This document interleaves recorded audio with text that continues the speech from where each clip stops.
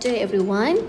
So we meet again in our last topic for this semester 1 2020-2021 which is 4.2 differentiation and integration of inverse trigonometric functions.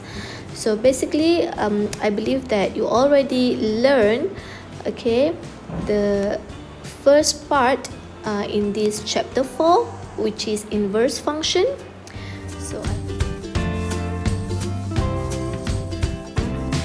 let's do some recap on 4.1 inverse function.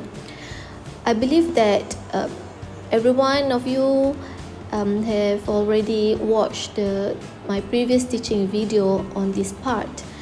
So if I ask you, is all functions have an inverse function? So I believe that you should answer no, okay? So basically, not every function has an inverse, okay? Why is that? Okay, that is because for a function to have an inverse function, that function must only, we can describe it as 1 to 1. What does it mean by 1 to 1? It means that each input of x values must have a unique output of y value. So if we look into this example 4.1, for this function y equals to fx, we have the x value from 1 until 7, and each of them map to different y values. So we can say that this y function, okay, will have an inverse function. Now let's move to example 4.2. In example 4.2, this is an analogy on showing to you how the h function is not a one-to-one function. And why is that? That is because, okay, this function h, okay, this is actually referring to x mapping to y, okay? So for each of the y value here, we can see that there is a repeated -9. So it means that x equals to -11 and x equals to 6, both of them will yield the same output, which is -9.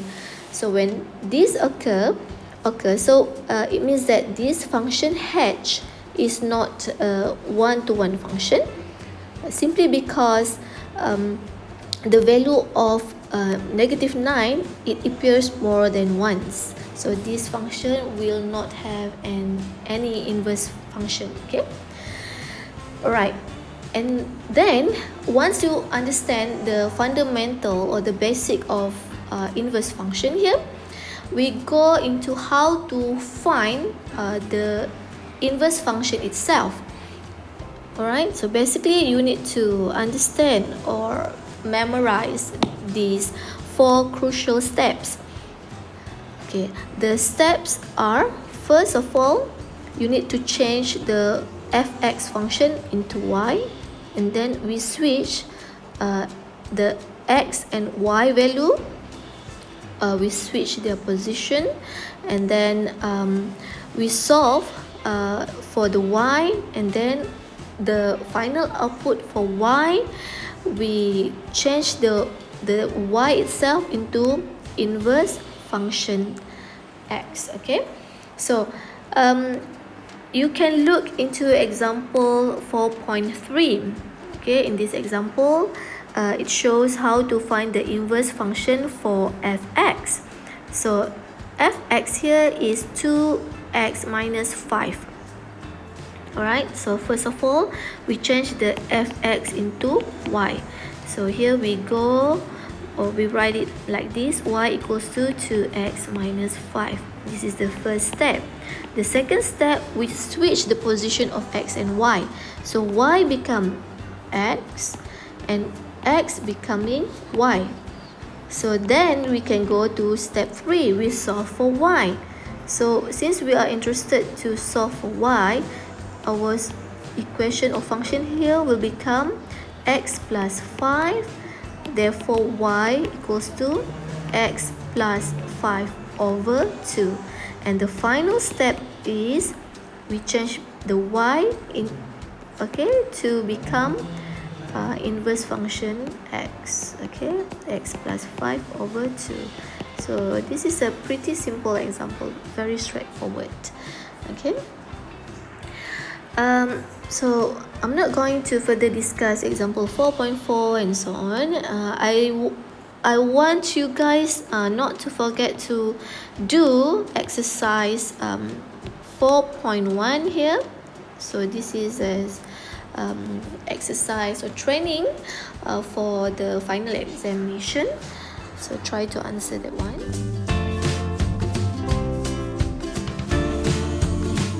So now we can go to how to differentiate the inverse function. Alright, there is a theorem for that.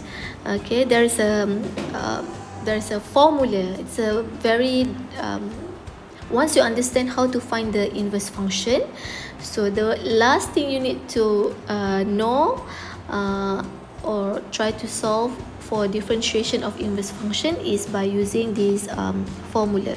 So I had explained this one in my previous teaching videos. So we have this one. So this formula, you can use it straight away, but before that you need to do 2 steps beforehand. And what are they? So we look into example 4.5. So in this example, the question is we have fx equals to x squared. Then we need to find the differentiation of f inverse x. To do that, first of all, the first step is you find the derivative of fx first. So the derivative for this one is 2x. Alright. Now the next step is we need to find, okay, we need to find this is the second step, yeah. You need to find the inverse function of fx. So this is by using the previous 4 steps, okay, that I just explained beforehand. Once you manage to get the inverse function of fx, the final part is you just apply the inverse function theorem, okay, the formula here. Okay, basically it is only 1 over f prime y. So our f prime y, we know that previously the derivative of the original question is x squared. So when we find the derivative of it, it becomes 2x.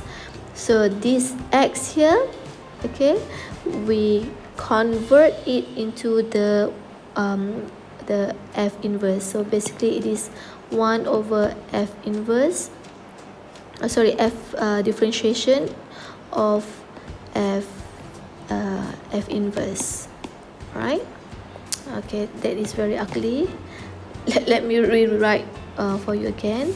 If you get confused with the symbol here, another way to write it down is f prime, okay, or f differentiation for y is actually f, okay, inverse of x.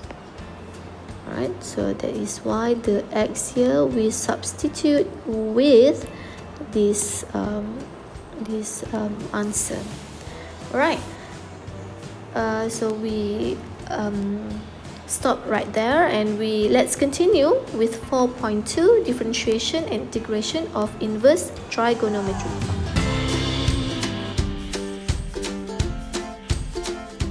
So I don't want to make you all confused, but basically we understand that for sine x or cos x, we will have this kind of graph. So this one is sine x, okay, and it repeats, yeah. It has a cyclic pattern. We call it a cyclic pattern. As for the cos x, it is somewhere like this. Yep, it starts from 1 here. So this is cos x, and it repeats. So basically, to make sure that these functions are basically one-to-one function, so we need to set the range of it. Okay, the range of domain where it only map into that that values only. So basically for cos x, we only map it from here until here. Okay, for example. Okay, then for sine, we map it from here to here. Only one cycle pattern before it repeats. So that is how we can ensure that all these trigonometric functions will become a one-to-one function. Okay, that one is clear, yeah? So now we move to how to differentiate the inverse trigonometric functions. So basically, we need to at least understand. If you can memorize, that's better. Okay, we need to understand the how to use the previous formula. Okay, the differentiation of inverse theorem. Yeah, this one. This one. Okay, this formula. So we call it inverse function theorem. Okay, before I go further to explain more about this, just to let you know that so we have this inverse sine x, or hold on, yeah. Let me pick the color first. Maybe green this time. So we have y equals to inverse sine x, or y equals to inverse cos x. So another term is, you can call it as arc sine or arc cos. Okay, so I'm going to use this interchangeably here. Right. Okay, now before I start, okay, 4.2.1, differentiation of inverse trigonometric functions, I would like to highlight the difference between table 4.2 and table 4.3. So you can refer to your module. Sorry, I can't remember which page, but there is two tables, 4.2 and 4.3. Now, basically, table 4.2 here, hold on, yeah. Alright, so basically table 4.2, okay, it shows how can we differentiate the inverse trigonometric function. There are formula, okay, there are already available formula for this one. For example, if you differentiate arc sine x, your answer will be 1 divided by square root 1 minus x squared. Alright, and then if we go further, okay, the arc cos, it's down here. So when we differentiate it, we will get negative 1 over square root 1 minus x squared. And same goes to arctangent, okay, inverse secant, inverse cotangent, and inverse cosecant. So every 1, 2, 3, 4, 5, 6. So every six important inverse trigonometric functions here, they are actually the output, or the equivalent result for it. Okay, now this is for the basic one. I mean, when the x is only x. Okay, now when you look into table 4.3, okay, this is when the x here is becoming u. So in this case, it can be u, it can be 2x. Okay, so it can be, for example, like this, arc sine 2x. Alright, it can be, for example, for tangent here, it can be arc tangent 3x power of 4, and so on.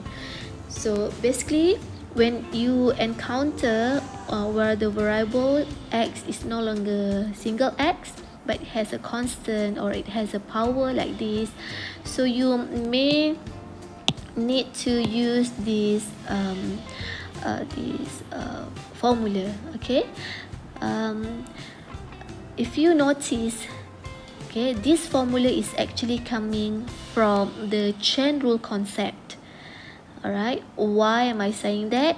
Okay, it is because maybe I can write down here to show to you. For example, if I ask you to differentiate arc sine 2x, all right, so what you will do is that first of all you will need to substitute the 2x with u.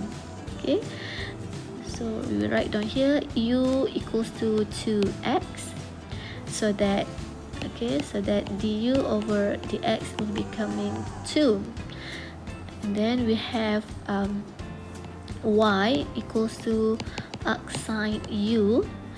Therefore, when we find the derivative of y here, dy over du, so it will become, in this case it becomes a single u, so we can refer to this initial formula here. It will become 1 over 1 minus u squared square root. Okay, so to solve this, wait, let me I need to try to make it smaller, to make a bigger space. Okay, now so the next step is, as usual, when you apply chain rule, you need to write the formula. Dy over dx is equals to du over dx times dy over du. Okay, so what you will get is that it will become 2 times 1 over square root 1 minus u squared. So the u is actually, so it will become 2, 1 minus u is 2x. Okay, and then power of 2 square root. Now this is the chain rule. Okay, so if you notice, here what we have is that du over dx here, represent this one, and then dy over du is represent 1 over square root 1 minus u squared. Okay, so that is why I told you that table 4.3 is actually coming from the chain rule concept. Okay, so this is basically from the chain rule. Okay, now if you refer to your module for table 4.2, the similar example that we can follow is example 4.7. Yeah, 4.7. Hold on, let me check. So we have 4.7 for that one, and then we have for table 4.3, we will have example 4.8.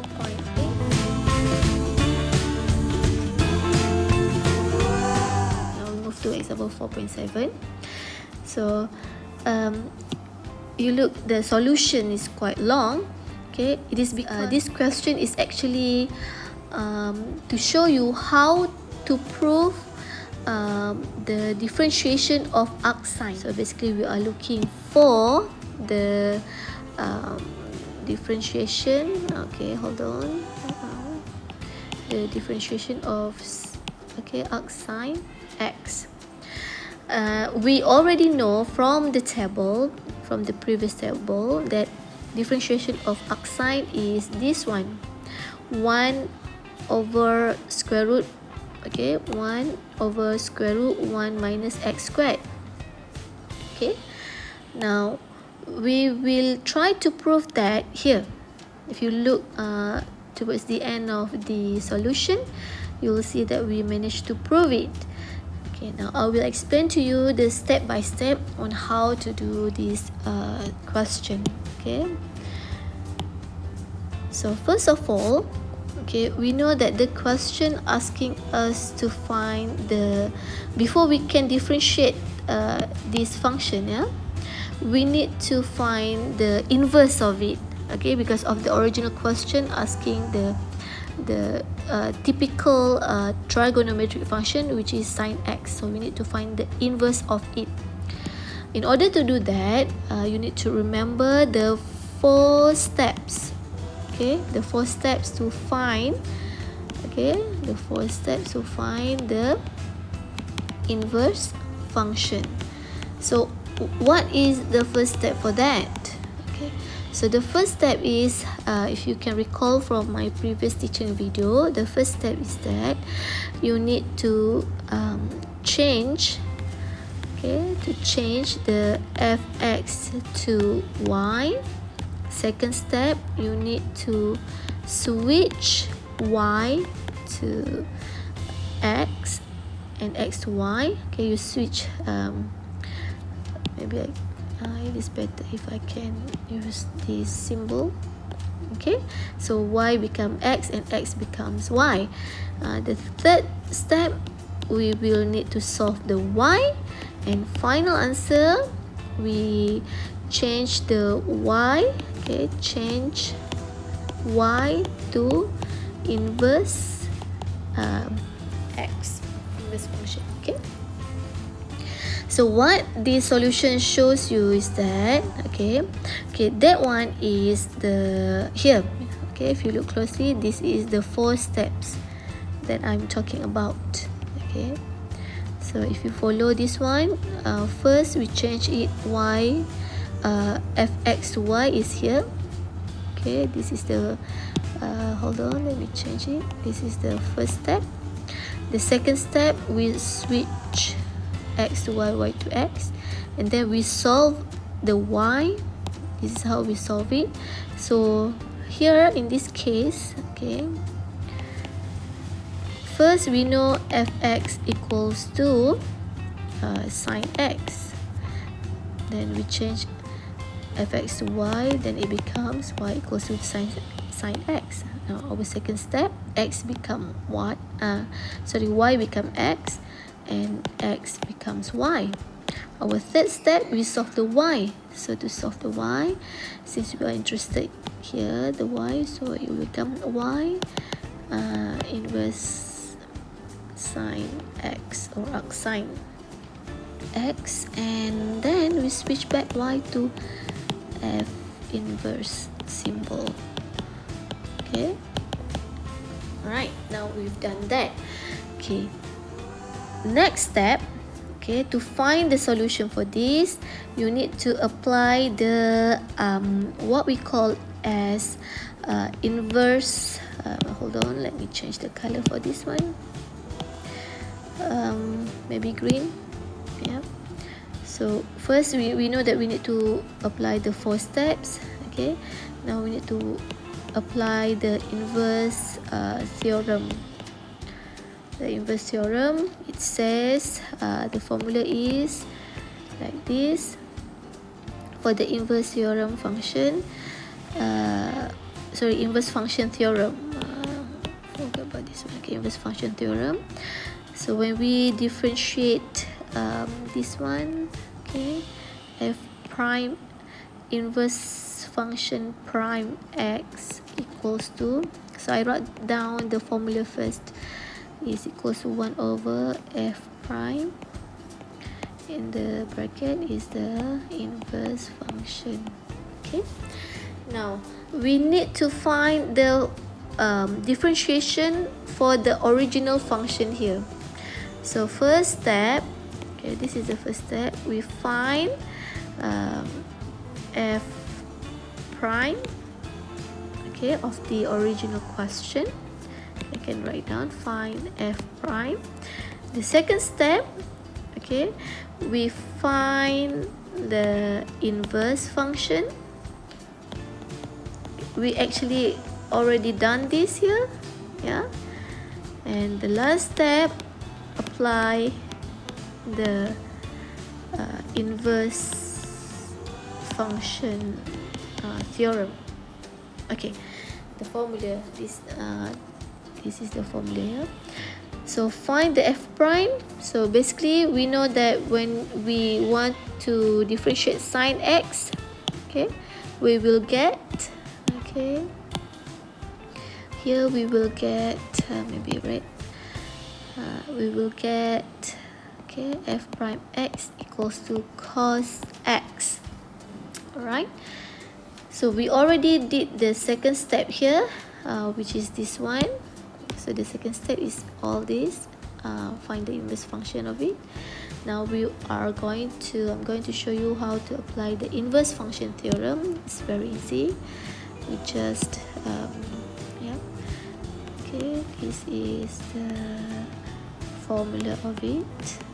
Okay, and just copy it. 1 over, so we know that f prime just now is cos x, but here the x here we need to change it with the f inverse. So the f inverse is this one, so just substitute it with f inverse, which is arcsine x. So you think you can stop right there? Okay, no, because we want our answer not in terms of cos and sine. We don't want to see the cos and sine. So this is where we need to change it to theta first. Okay, why is that? That is because simple, because we don't want any cos or sine or any trigonometry function in our solution, our final solution. Okay, so from here, okay, this is what I'm going to explain to you. We know that our inverse function here, okay, our inverse function is we're going to our step 3 here. Maybe I need to wait, yeah, pinch.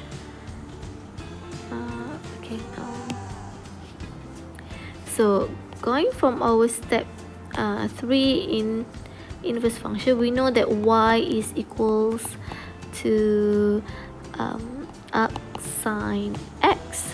Now we change the y into theta, so it will become arcsine x. Therefore x is equal to sine theta. Okay, now from here, okay, I don't know how to explain to you about this, but this is how it works. Okay, this is how it works. You need to remember that. Now we need to apply the right triangular rule, okay, where we can apply the Pythagoras theorem. So this is right triangular. Our theta is over here, so we know that sine theta is equals to x, or x over 1.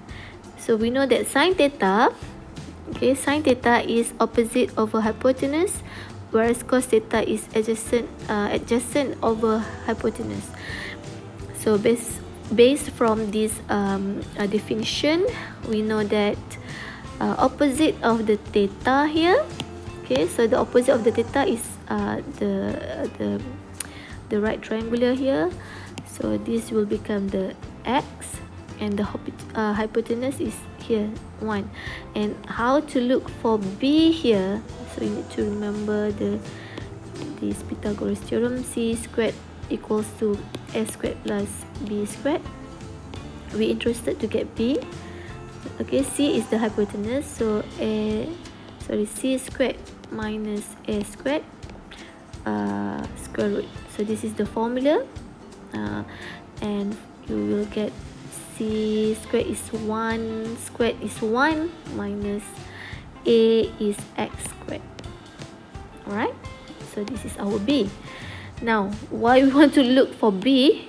It is simply because our final solution here contain cos, alright, cos arcsine. Now for arcsine here, we already declare it equals to theta. You see, arcsine here is equals to theta.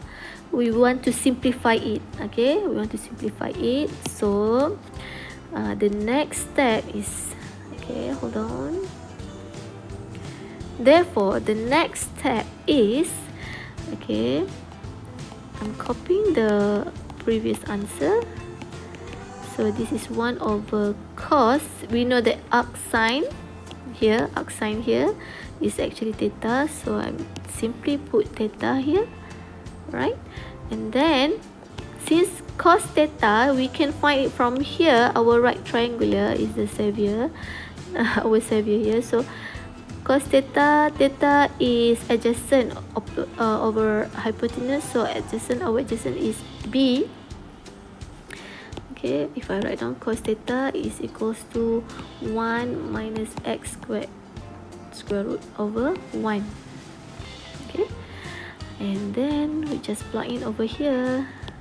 Therefore, this is equals to 1 minus x squared square root. So that is how we prove, okay, arc sine.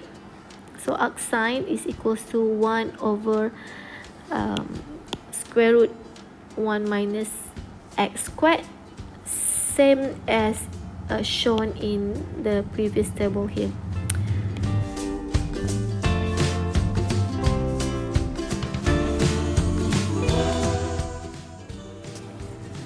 Okay, now we move to example 4.8 and 4.9.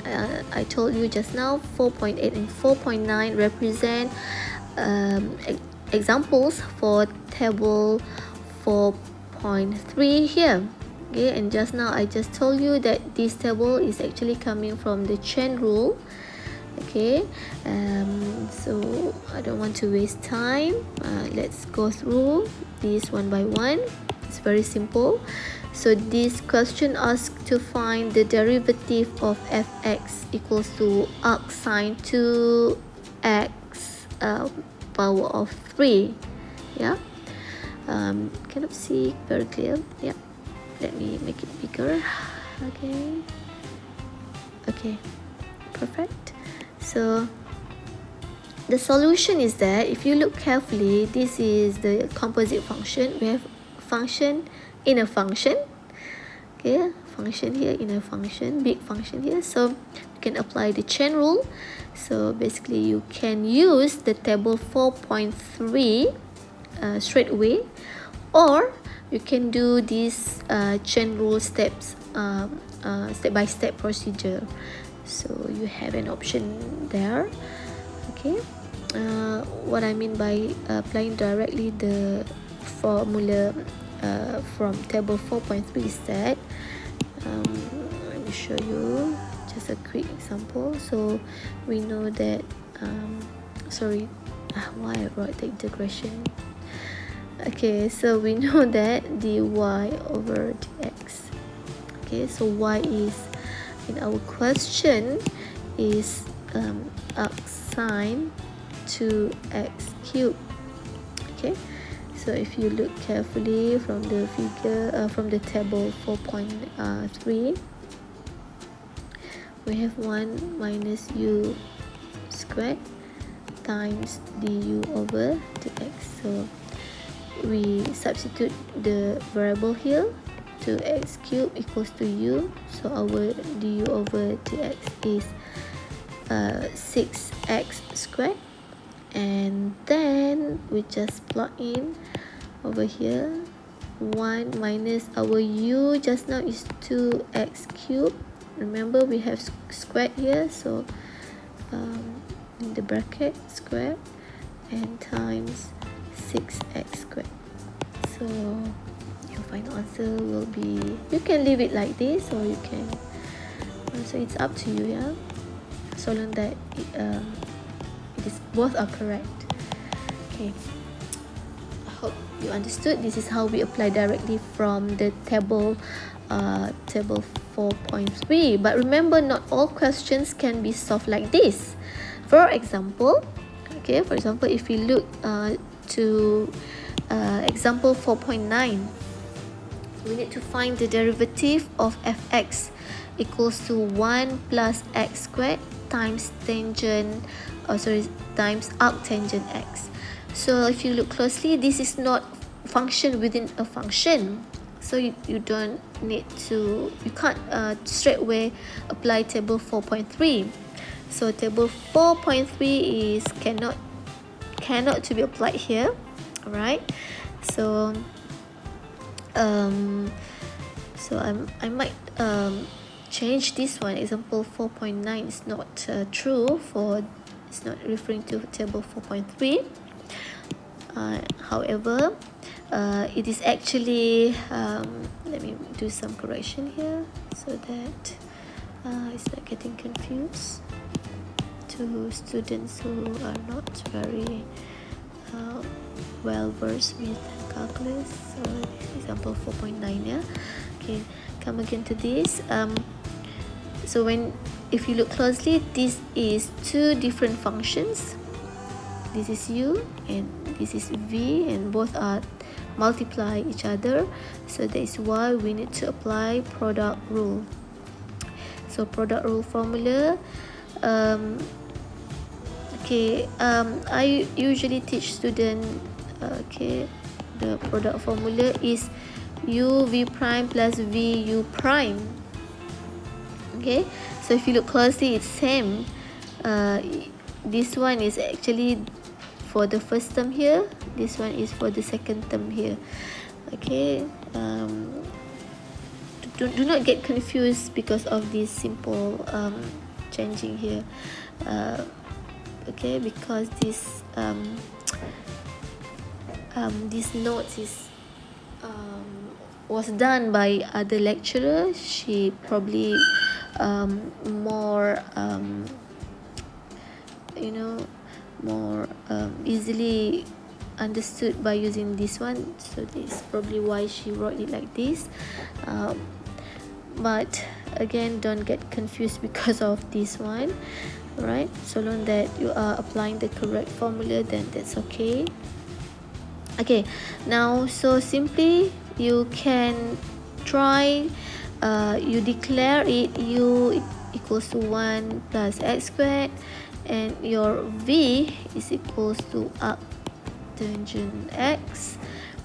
So this one, okay, when you want to find it, the v prime, you need to refer to table 4.2, not 4.3. Yeah, so if you refer to the table, it is actually 1 over 1 plus x squared, and the u prime will be 2x. So from here, you need to apply the product rule formula, which is u v u prime plus u v prime. So v u prime, the v is, so usually you can do like this, v u prime plus u v prime. Okay, this is v. So this is how my ed math teacher when I was in form 5 taught me. Okay, so now I teach you the same way too. Okay, 2x, okay, times arctangent x plus, and then we have u v prime, which is 1 plus x squared over 1 plus x squared. So this one can be cancelled out. Your final answer cancel out to become 1. Yeah, okay, you don't remove that. So that is why our final answer is like this. So this show you that it is not necessarily to use table 4.3 only if we find our question is in the form of this composite functions. Yeah, right.